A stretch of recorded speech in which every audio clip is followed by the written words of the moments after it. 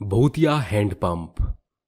सोम सरोवर गांव में जल की आपूर्ति के लिए सिर्फ एक ही हैंडपंप था जो काफी वर्षों पुराना था। गांव के सभी लोग उसी हैंडपंप से पानी भरकर अपनी रोजमर्रा की जरूरतों को पूरा करते थे। पर रात में हैंडपंप के पास कोई नहीं जाता था। रात में हैंडपंप से दो चुड़ैल निकलकर बातें करती हुई कहती है, अरे कमला, सरिता, पानी नहीं भरना है क्या? चलो जल्दी से हैंडपंप के पास आओ। ये चालाक गांव वाले इतनी आसानी से बाहर नहीं निकलेंगे, हमें दूसरा पैतरा आजमाना होगा। कमला, ओ कमला, अरे कमला, पानी नहीं भरना क्या? चुड़ैल की छलने वाली आवाज जैसे ही बिछौने पर सो रही कमला के कानों में पड़ती है, वो उठकर कहती है, लगता है सरिता आवाज लगा रही है। जल्दी से उठकर मुझे पानी भरना होगा, वरना हैंडपंप पर लंबी चौड़ी लाइन लग जाएगी। कमला हड़बड़ी के साथ बिना घड़ी में समय देखे बाल्टी उठाकर हैंडपंप के पास आकर कहती है, लगता है सुबह होने में समय है। खैर, अब आ ही गई हूँ तो हैंडपंप से पानी भर लेती हूँ। कमला हैंडपंप के नीचे बाल्टी रखकर जैसे उसे चलाती है, बाल्टी खून से लबालब भर जाती है और हैंडपंप के अंदर से दो चुड़ैल बाहर निकलकर उसे घेर लेती है। तभी कमला चीख कर बोलती है, हाय रे मैया, मर गई। बेटी, जरा इसे सबक सिखाना। अब हम कमला पर हमला करेंगे, इसके खून से हैंडपंप को धोएंगे। फिर चुड़ैल कमला को मारकर उसकी गर्दन काट कर रात भर भुतहा नाच नाच कर भोर होने से पहले हैंडपंप के अंदर घुस जाती है। सुबह कमला की लाश देखकर गांव के लोग कहते हैं, इस भूतिया हैंडपंप ने हड़कंप मचा दिया है, रोज एक जान ले रही है। गांव वालों, अगर तुम सबको अपनी जान प्यारी है तो कोई भी इस भूतिया हैंडपंप के पास अंधेरा होने के बाद मत आना, वरना। सरपंच की बात मानकर गांव वाले सिर्फ सुबह ही हैंडपंप का इस्तेमाल करते और रात होने पर न कोई वहां पानी भरता न कोई भूतिया हैंडपंप से गुजरता। पर एक रात भानु नाम का आदमी सड़क से गुजरते हुए कहता है, प्यास के मारे कंठ सूखा जा रहा है, काश पानी मिल जाता।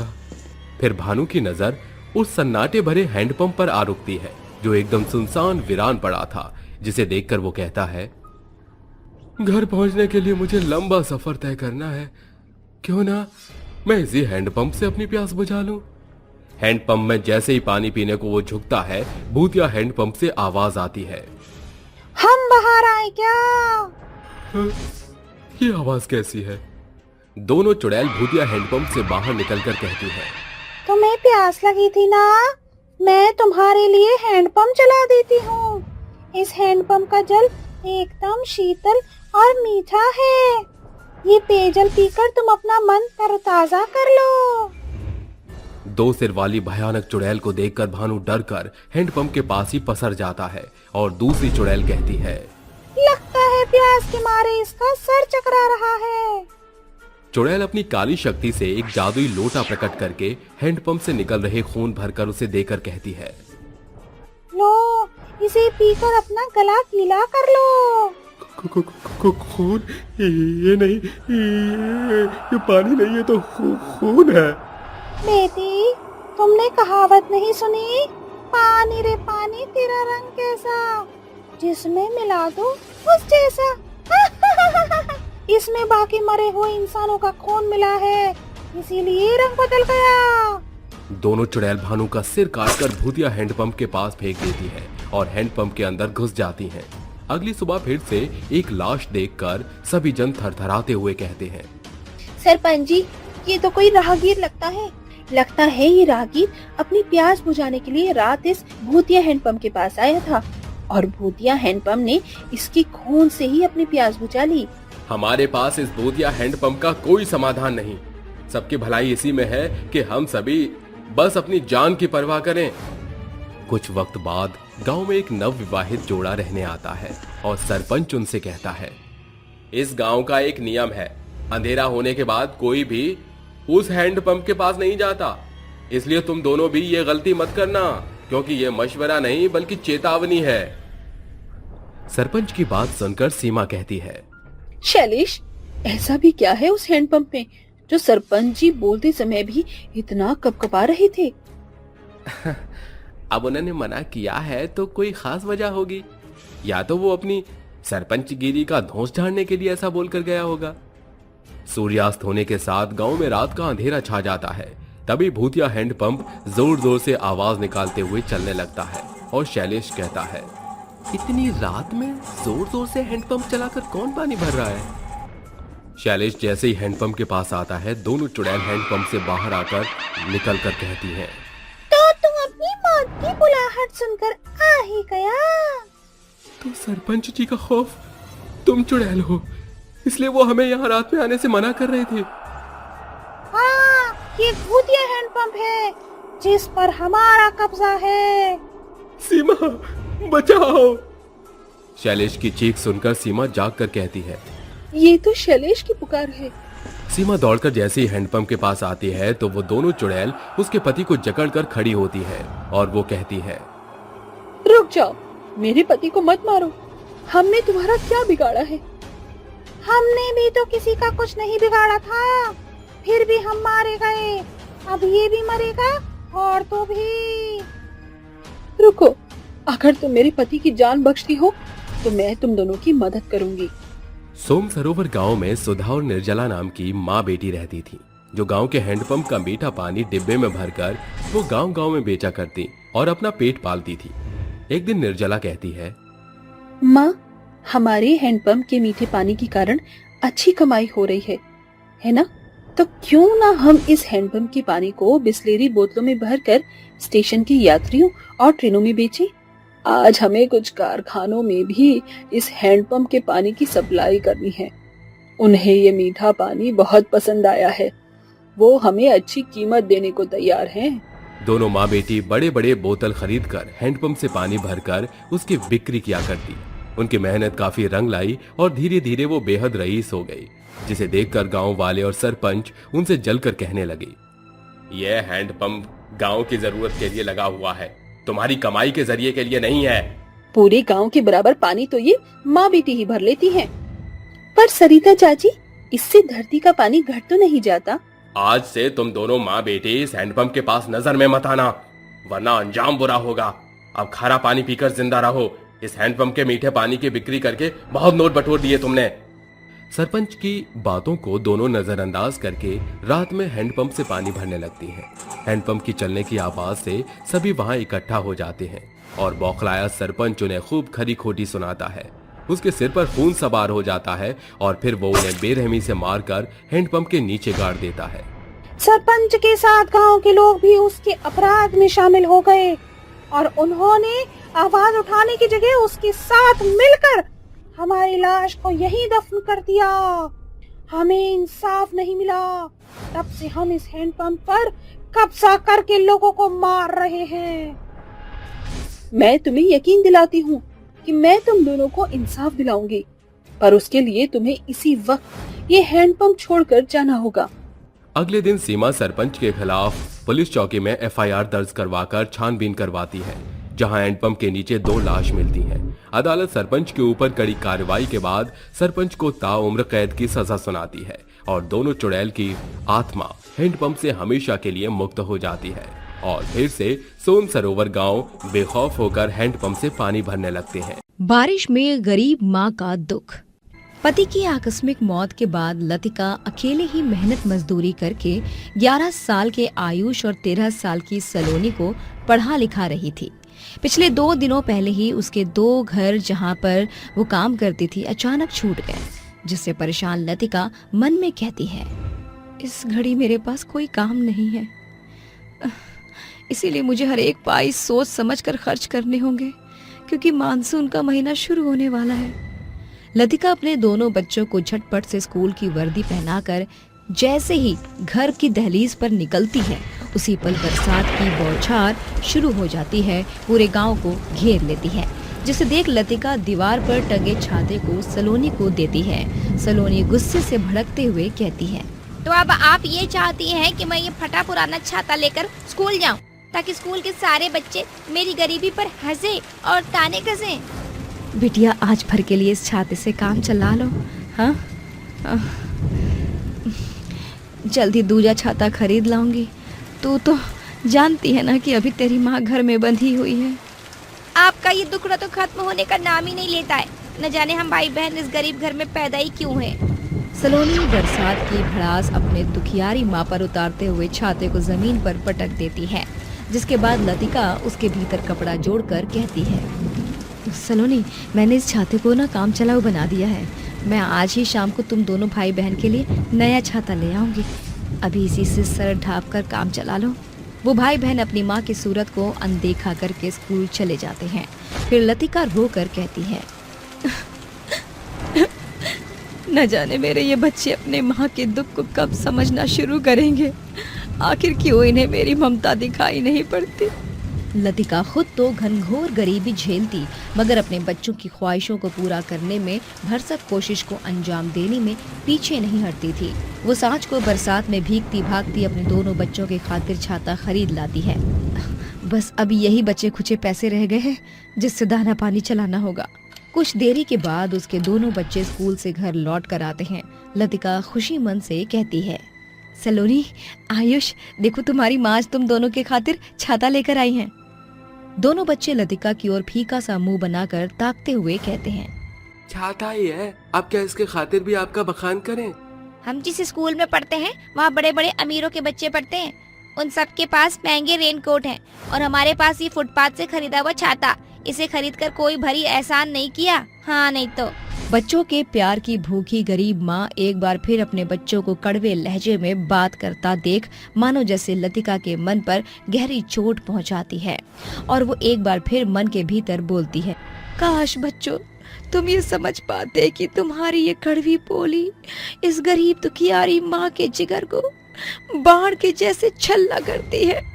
कुछ देर बाद रात का अंधेरा छा जाता है और उसके बच्चे खाने की मांग करते हुए कहते हैं, आज की तारीख में खाने का दर्शन होगा कि नहीं?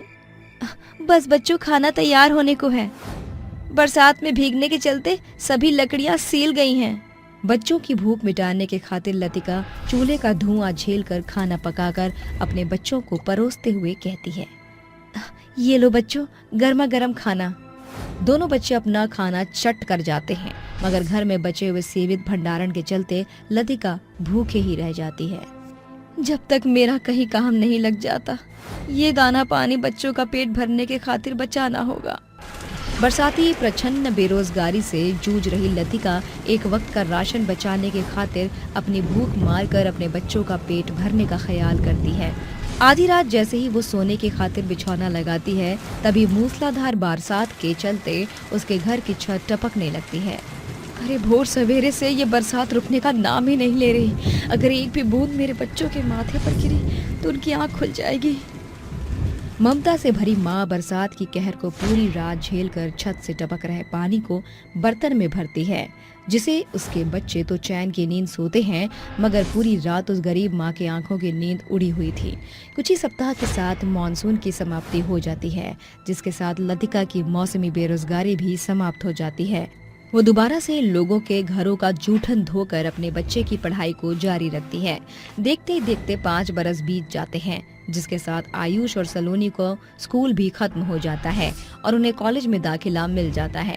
भगवान के आगे खड़ी लतिका हाथ जोड़कर कहती है, हे ईश्वर, मेरे बच्चों को सफलता देना, उनका भविष्य उज्जवल बनाना। इस बेबस माँ की पुकार सुनना प्रभु। बादलों को गरजते देख वो सीधे कॉलेज का रुझान करती है, जहाँ आयुष का दोस्त विनय कहता है, अरे आयुष, ये फटा पुराना सतरंगी चोला पहने हुए जो औरत दरवाजे पर खड़ी है, वो खुद को तेरी माँ बता रही है, ये सच है क्या? आयुष अपनी माँ के गरीब अवतार को देख साफ तौर से मनाही करके माँ को भारी बरसात में नजरअंदाज करके सलोनी के साथ घर आ जाता है। लतिका भी बरसात में भीगती हुई उनके पीछे पीछे घर लौट आती है, जहाँ दोनों अपनी माँ पर बिगड़ते हुए कहते हैं, अरे किसने कहा था आपको हमारे कॉलेज में आने को? अपना ये गरीब लिबास दिखाकर क्यों नीचे दिखाने पर तुली हैं आप? अरे बेटा, वो बरसात का रुख देखकर मेरा जी घबराने लगा था, इसीलिए मैं तुम्हें लेने कॉलेज आ गई। अरे हम कोई दूध पीते बच्चे नहीं रहे, बड़े हो चुके हैं। बच्चों से खरी खोटी सुनने के बाद लतिका के सब्र का बांध मानो टूट जाता है और फिर वो कहती है, सही कहा, अब तुम सयाने हो चुके हो। गलती मेरी है जो मैंने बरसों धूप छांव बरसात की मार झेलकर अपना पेट काट काट कर तुम्हारा पेट भरा। बरसात के महीनों में 30 दिन जाग कर रातों की नींद गवाई ताकि तुम चैन से सो सको। लतिका की बातों का उसके बच्चों पर कोई असर नहीं पड़ता। अगली सुबह माँ, आज हमारे कॉलेज में फेयरवेल फंक्शन है, घर लौटने में देर हो जाएगी। और हाँ, आज मेहरबानी करके आप कॉलेज मत चले आना। दोनों भाई बहन कॉलेज पहुंचते हैं, जहां रौनक का पिता मेहता उन्हें देख कहता है, रौनक, क्या हो गया है तुम्हारी क्लास और टेस्ट को? दोस्ती करने के लिए ये गरीब भुखनंगे ही मिले थे तुम्हें? अंकल, आप हम भाई बहन की तौहीन कर रहे हैं। आपका कोई हक नहीं हमको कुछ कहने का। मैं इस कॉलेज का सबसे बड़ा ट्रस्टी हूँ। यह कॉलेज मेरे फंड से चलता है, समझे बच्चों? मेहता उनको खूब नीचा दिखाता है कि अचानक तेज तूफान उठता है और बारिश शुरू हो जाती है। काफी देर होता देख लतिका कहती है, ये बरसात तो बाढ़ का रूप लेती जा रही है, अब मैं और नहीं रुक सकती। लतिका भीगती भागती हुई कॉलेज पहुंच जाती है। आयुष, सलोनी, इस छाते से अपना सर ढांप लो। उस रोज बरसात के बादलों के साथ दोनों के दिल में माँ के प्रति प्रेम उमड़ आता है। दोनों घर आकर एकटक अपनी माँ को निहारते हुए कहते हैं, माँ, आज जब कॉलेज में हमको किसी ने नीचे दिखाया तो एहसास हुआ कि आपके दिल पर क्या बीती होगी हमारे कड़वे शब्द सुनकर। माँ, हम हमेशा अमीरी का जीवन जीना चाहते थे, मगर आज अमीरों का रुझान देखकर महसूस हुआ कि अमीर लोग पैसों के अमीर और दिल के गरीब होते हैं। वो हमें बरसात में भीगने को छोड़ गए, पर आप बिना अपनी परवाह किए हमको लेने आई। हम कभी देख नहीं सके कि आपने मौसम की मार झेलकर हमें पाला है। तीनों की आंख में आंसू की फुहार थी। जहां एक तरफ बाहर बरसात का कहर बरस रहा था, घर के भीतर दुखियारी माँ और उसके बच्चों का प्यार बरस रहा था। अंत में सलोनी और आयुष अपनी जिम्मेदारी को बखूबी निभाने लगे। चुड़ैल की बेटी। चल रे गुड़िया, चांद को छूने, पंख लगा के ओ, पंख लगा के चल रे गुड़िया। रात के सन्नाटे में एक भयानक चुड़ैल, जिसके लाल आंखें, बिगड़ी सूरत, जिस पर अनेकों घाव थे, नन्ही लड़की को अपने गोदी में सुला रही थी। तभी अचानक वो हड़बड़ाते हुए कहती है, 12 बज गए, मेरे जाने की घड़ी आ गई है। चुड़ैल उस बच्ची को बिछोने पर सुलाकर जाने लगती है। तभी चिंकी उठकर कहती है, तुम मुझे छोड़कर जा रही हो? मत जाओ ना, मेरा यहाँ तुम्हारे सिवा कोई नहीं। चिंकी, मुझे जाना ही होगा, मैं कल फिर लौटूंगी। चुड़ैल चिंकी से आंचल छुड़ाकर हवा में उड़ जाती है। तभी गांव में रहने वाला महेंद्र साइकिल पर सवार होकर गांव की सीमा में घुसते हुए कहता है, चला जाता हूँ किसी की धुन में, धड़कते दिल के तराने लिए। वो गुनगुनाते हुए जैसे ही ऊपर ताकता है, महेंद्र की नजरें आसमान के बीचों बीच उड़ रही चुड़ैल पर जा पड़ती है और डर कर साइकिल उसके हाथों से छूट जाती है और वो बोल पड़ता है, अरे दादा, ये तो नरभक्षी चुड़ैल है, पर ये अपना लोग छोड़कर हमारे गांव में क्या कर रही है? महेंद्र थरथराते हाथों से अपनी साइकिल उठाकर फुर्ती से भागने लगता है कि चुड़ैल उसे आगे से घेर कर कहती है, अकेले अकेले कहाँ जा रहे हो, हमें साथ ले लो, जहाँ जा रहे हो। अब कैसे बचूं इस चुड़ैल से? कहाँ जाऊं? तुझे क्या लगा तू तुम दबाकर भाग जाएगा? तूने मुझे देख लिया है, इसीलिए तुझे मरना पड़ेगा।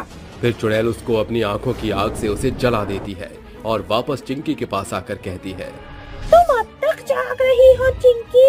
चिंकी कहती है, मैं जानती थी कि तुम जरूर आओगी। चुड़ैल रात भर चिंकी के साथ खेलती और सवेरा होने पर गायब हो जाती। बदकिस्मती से जो भी चुड़ैल को देख लिया करता वो उसे मार देती थी। एक रात चिंकी चुड़ैल से कहती है, मुझे मेले वाला झूला झूलने का बड़ा मन कर रहा है, बस इतनी सी बात, मैं तुम्हारी इस ख्वाहिश को अभी पूरा किए देती हूँ।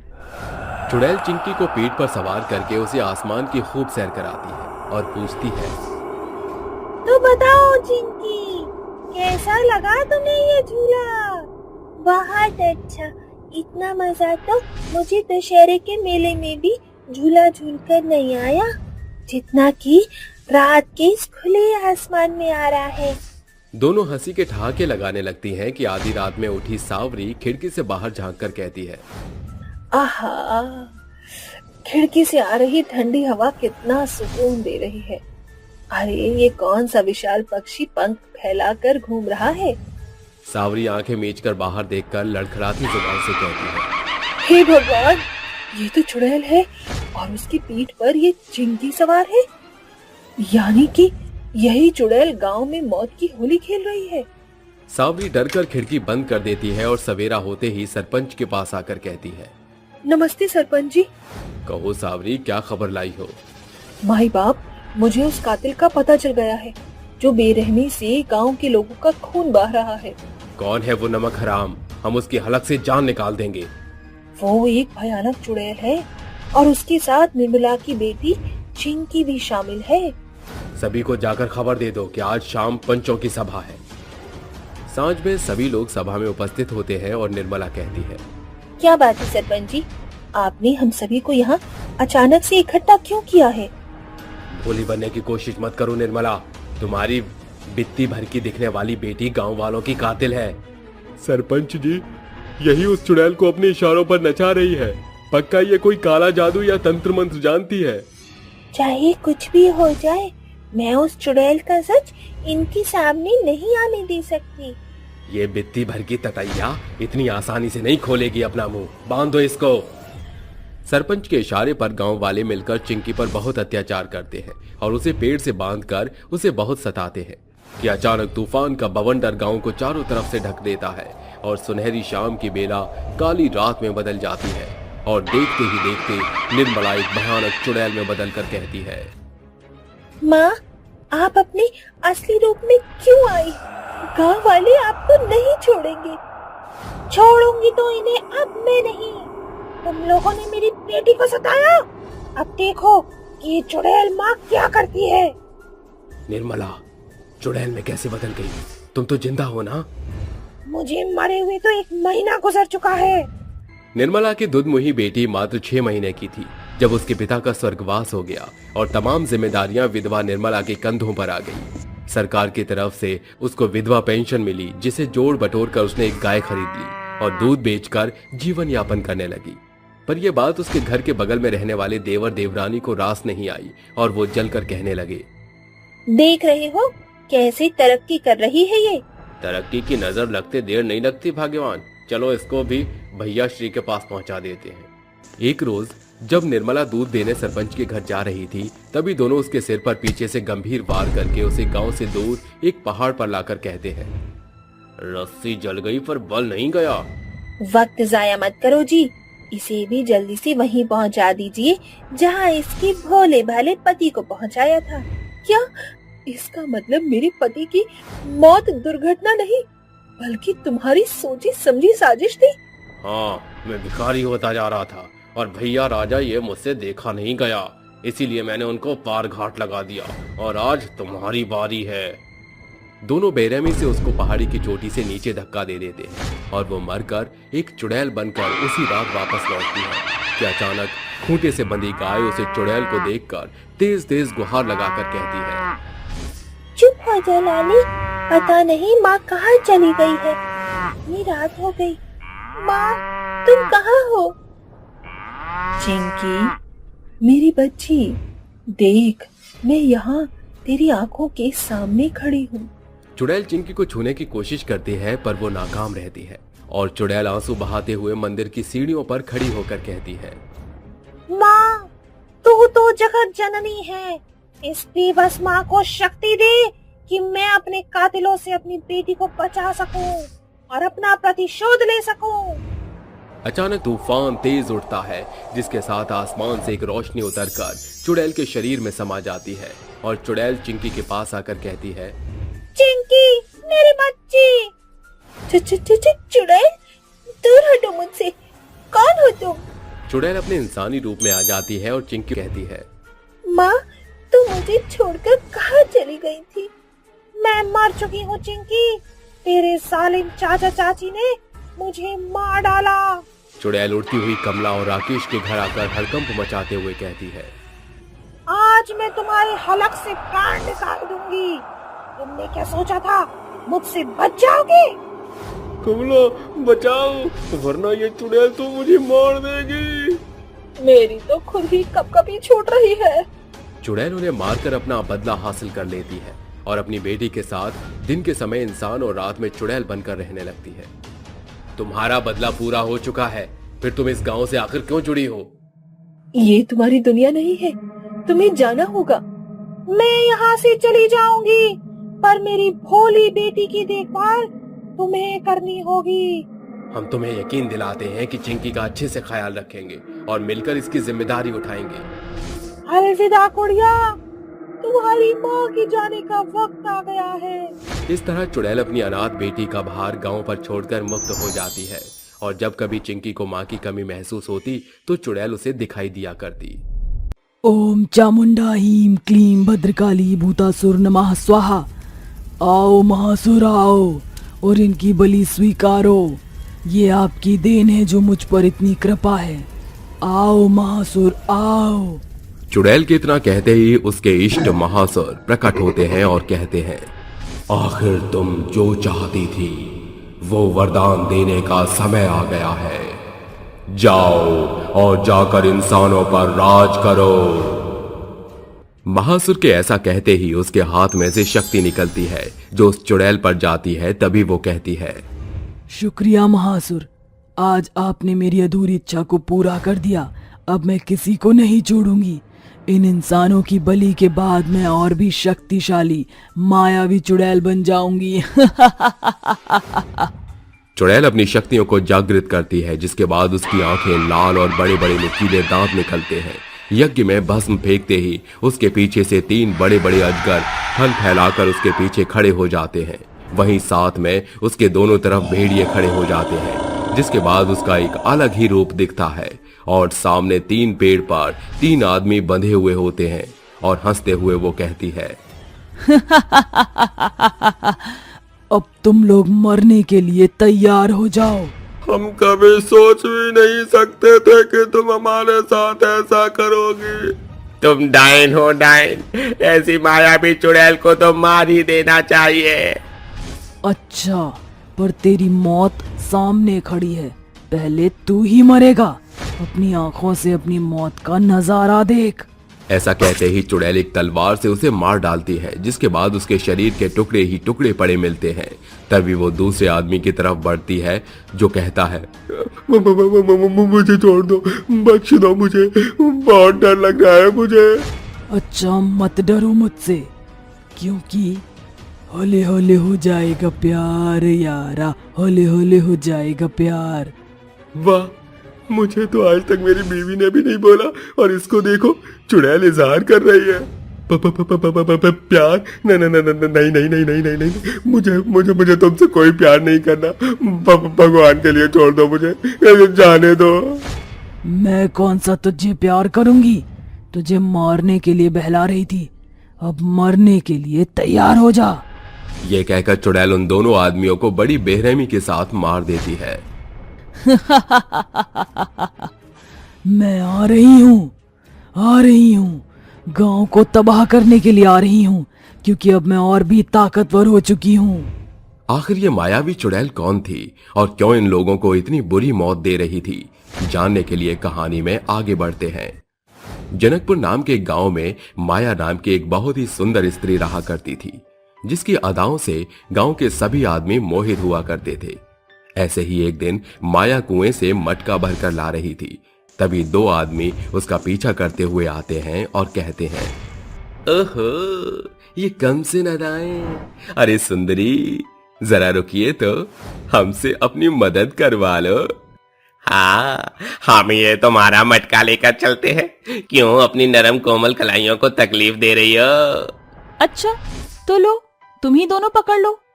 ओफो, लाओ। ऐसा कहकर दोनों आदमी माया के घर तक उसका मटका छोड़ आते हैं। तभी माया कहती है, रुकिए, अभी जाइए मत आप दोनों। इतनी दूर से इतनी धूप में मेरा मटका लेकर आए हैं, तो उसके लिए मुझे आपको शुक्रिया अदा भी तो करना होगा ना। हाँ, पर कैसे? आज रात आप दोनों यहीं खाने पर आ जाना। हाय रघु, आज तो रात में हमारी दावत ही हो गई। ये सुनकर वो दोनों अपने घर चले जाते हैं। रात होती है। वो दोनों आदमी फिर माया के पास पहुंच जाते हैं। तभी उनमें से एक कहता है, आखिर हम अपनी मंजिल पर आ ही गए, आज तो मजा आ ही जाएगा। ओम्फो, रहा नहीं जाता, तड़प ही ऐसी है।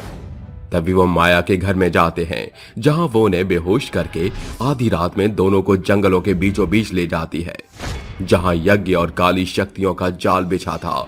माया अपना रूप बदलकर एक मायावी चुड़ैल बन जाती है और दोनों की मुंडी को काटकर उस आहुति में डाल देती है।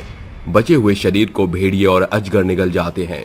तभी माया उन दोनों को हाथ से सहलाते हुए कहती है, वाह मेरे जिगर के टुकड़ों, तुमने मेरी बहुत मदद की है इनकी बलि चढ़ाने में। ऐसे ही आगे भी करना। शाबाश, अब मैं और शक्तिशाली हो जाऊंगी। माया अपने पहले रूप में आ जाती है और इसी तरह गांव के आदमियों को अपनी अदाओं से फंसाकर उनकी बलि चढ़ाया करती थी। वहीं दूसरी तरफ माया के खूबसूरत होने की वजह से उसे आसपास की औरतें खूब जला करती थी। साथ ही गांव के आदमी धीरे धीरे गायब हो रहे थे, जिससे पूरे गांव में हलचल मच गई। ऐसे ही शाम में दो औरतें बात कर रही थीं। अरे मेरी बड़ी किलपती है उस माया से। तू क्या अकेले किलप रही है? गांव की आधी औरतें उससे जलती हैं। वो है ही ऐसी, मुझे तो ऐसा लगता है जैसे वो सम्मोहित करती हो। चल छोड़, अब उस माया की बात मत कर। हमारे पति आते होंगे, उन्हें खाना भी तो देना है। हाँ सही बोली तू। राधा और कमला अपने घर चली जाती है। राधा खाना बनाकर अपने पति का इंतजार कर रही होती है। रात गुजर जाती है लेकिन उसका पति नहीं आता। चिंता में आकर वो मुखिया के पास पहुंचकर कहती है, मुखिया जी मेरी मदद कीजिए, मेरे पति गायब हो गए, कल से वापस नहीं लौटे, मुझे बहुत फिक्र हो रही है। क्या तुम्हारा पति भी गायब हो गया? इसका मतलब सच में ही कोई आदमियों को गायब कर रहा है। मगर क्यों? कौन हो सकता है? मुखिया जी मुझे तो लगता है ये वही औरत है माया, जिसके पीछे काफी सारे मर्द घूमते रहते हैं। जरूर उस औरत ने ही कुछ किया है। अगर ऐसा है तो मैं अभी उस माया नाम की औरत को पेड़ से बांधने का आदेश देता हूँ। सुनो, तुम्हें वो जहाँ भी मिले उसे पकड़ कर लाओ। जी मुखिया जी। कुछ देर बाद मुखिया के आदमी माया को धोखे से उसके पास ले आते हैं, जहाँ उसे पेड़ से बंधवा दिया जाता है। तभी मुखिया कहता है, बता माया, क्यों तूने गांव के आदमियों को गायब किया है? तू ही इन सबके पीछे है ना? मुखिया जी ये क्या बदतमीजी है? क्यों आपने मुझे पेड़ से बंधवाया है? प्लीज छोड़िए मुझे, मैंने किसी को गायब नहीं करवाया। अरे देखो तो सही, कैसी भोली बन रही है, जैसे कुछ पता ही ना हो। छोड़ो मुझे वरना मेरा दूसरा रूप ही देखने को मिलेगा। नहीं छोड़ेंगे तुझे, पहले बता सारे आदमी कहाँ हैं? मुखिया की ये बात सुनते ही माया को बहुत गुस्सा आता है और वो अपने असली रूप में आकर एक अजीब आवाज निकालती है, जिसके बाद पीछे से 3 मोटे मोटे बड़े अजगर और 2 खूंखार भेड़िए भी आते हैं, जो उसकी रस्सी काट कर खोलने में मदद करते हैं। इसके बाद माया, जो कि एक मायावी चुड़ैल होती है, वो आजाद होकर अपने डरावने रूप में आ जाती है और मुंह से आग फेंकने लगती है। सभी लोग डरकर इधर उधर भागने लगते हैं और वो कहती है, कहा था ना छोड़ दे मुझे, लेकिन तुम सबने मेरी बात नहीं मानी। अब तो पहले मुखिया तू ही मरेगा, किसी को नहीं छोड़ूंगी। ऐसा कहकर वो उस मुखिया को मार डालती है। पूरे गांव में उस मायावी चुड़ैल और उसके अजगर और भेड़िए का आतंक फैल जाता है। वहीं राधा नाम की औरत एक तांत्रिक को बुलाकर लाती है, जिसके बाद वो तांत्रिक चुड़ैल पर अपनी शक्तियों से प्रहार करती है। इसे तो मेरा एक भी वार नहीं लगा। अब इस मायावी चुड़ैल को सिर्फ 5 तत्व ही मार सकते हैं, जल, अग्नि, वायु, पृथ्वी, आकाश। ये तीनों तत्व तो ऐसे यही मिल जाएंगे। अब बस मुझे जल और अग्नि को इसके ऊपर फेंकना होगा। तांत्रिक राधा से जल मांगकर उस मायावी चुड़ैल पर फेंकवाता है। तभी मायावी चुड़ैल को गुस्सा आता है और वो तांत्रिक को मारने के लिए मुंह से आग उगलती है। आग से बचने के लिए तांत्रिक ढाल को अपने आगे कर लेता है। उस ढाल से आग वापस चुड़ैल की ओर मुड़ जाती है, जिससे वो खुद अपनी आग से जलकर भस्म हो जाती है। तांत्रिक छूट जाता है। तब से मायावी चुड़ैल के मरने के बाद गांव में शांति कायम हो जाती है। गोवा वाले बीच में आंखें मीच के ठंडी ठंडी बियर, दोनों फोटो खींच के, अरे कितना मजा आ रहा है इस शाम के समय में पानी के बीचों बीच। हाँ बहुत। मेरा तो हमेशा से ही सपना था कि मैं शादी के बाद अपने पति के साथ बोट में सवार होकर डूबती सूरज को समुद्र के अंदर घूमते हुए देखूं और उसका लुत्फ उठाऊं। देखो, मैंने तुम्हारे सपने को पूरा भी कर दिया। चलो छोड़ो और आगे चलते हैं। ऐसे समंदर में ना बहुत सुंदर सुंदर मछलियां देखने को मिलती हैं। ठीक है, चलते हैं, जल्दी लौट आएंगे क्योंकि रात होने वाली है। रूबी और मानक की फिलहाल ही में शादी हुई थी और दोनों हनीमून के लिए गोवा घूमने आए थे, जहां वो नदी के इस तट का आनंद उठा रहे थे। पर किसे पता था कि ये बीच ही उनकी मौत का कारण बन जाएगा। दोनों बोट में सवार होकर बीच के किनारे से काफी अंदर आ चुके थे। तभी एक बड़ी सी मछली तेजी से ऊपर उछलकर पानी में वापस डूब जाती है, जिसे देख दोनों कहते हैं, रूबी देखा तुमने? ऐसा लग रहा था जैसे कोई शार्क मछली थी। कितनी बड़ी और सुंदर। मानव, हम काफी ज्यादा आगे आ गए हैं। देखो, सूरज भी डूब गया है। चलो बोट को वापस मोड़ लें। शार्क मछलियां बहुत ही खतरनाक साबित होती हैं। बीच भी पूरी तरह खाली हो गया है। रूबी के कहते ही अचानक उनके एकदम सामने एक बोट पर सवार होकर औरत फिशिंग राइड करते हुए नजर आती है, जिसे देखकर वो दोनों अपनी बोट तेजी से उसके पास लाकर कहते हैं, इतनी शाम को आप फिशिंग राइड कर रही हैं? मुझे नहीं लगता कि मछलियां मिलेंगी। क्यों नहीं मिलेगी? इस समुद्र की सारी मछलियां मेरे इशारों पर नाचती हैं। चौंक गई? ओह शिट, ये तो चुड़ैल है। रूबी! और अब ये चुड़ैल तुम्हें भी खत्म कर देगी। आज बचना है मुश्किल तेरा। चुड़ैल छलावा करके अपने बच्चे के साथ नाव से गायब हो जाती है और जिसके बाद वो दोनों डरते हुए एक दूसरे की शक्ल को निहारते हुए कहते हैं, तुम मुझे ऐसे क्यों देख रहे हो? कहीं वो चुड़ैल तुम्हारे अंदर तो नहीं आ गई ना? अपना एक्सपेरिमेंट बंद करो और जल्दी से भागो यहाँ से, इससे पहले कि वो चुड़ैल फिर से दिखे। मछली जल की रानी है, खत्म तेरी कहानी है। मानक, वो चुड़ैल हमारे बोट पर सवार हो गई है। तुम्हें यहाँ नहीं आना चाहिए था, पर तुमने बहुत बड़ी भूल कर दी। हमें जाने दो, हमें मत मारो। हमारी नई नई शादी हुई है।